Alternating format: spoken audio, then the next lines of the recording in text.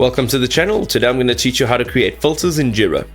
Ladies and gentlemen, the first thing you want to do is jump into Jira. This is your dashboard, right? So this is my dashboard and here are all of the issues that I have.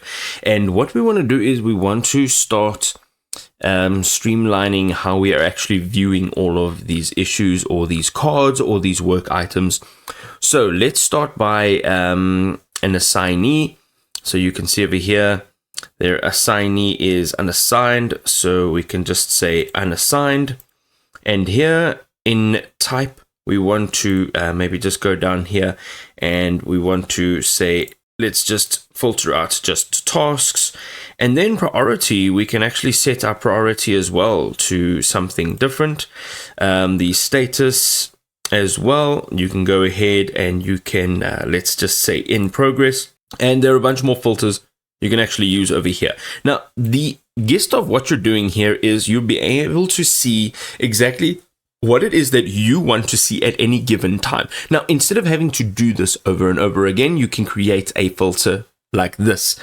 And here you will see over here it says saved filters, and all of these filters over here are pre-saved filters. Okay, you can manage all of these filters and I'll show you where. But what you can do is click on save filter. You can give it a name. So let's just say new filter and let's say save.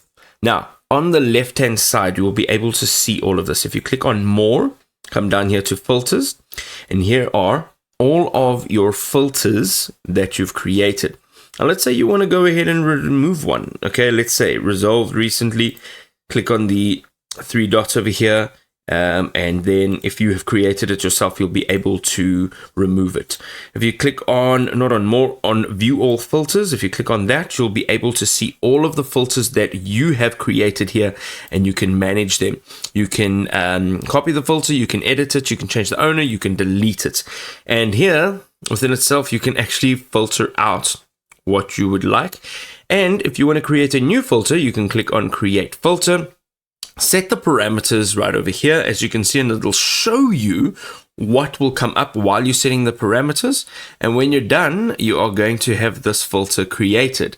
And you can just click on save filter. And here you can manage how you view all of your cards or your issues or your work items in your own personal way.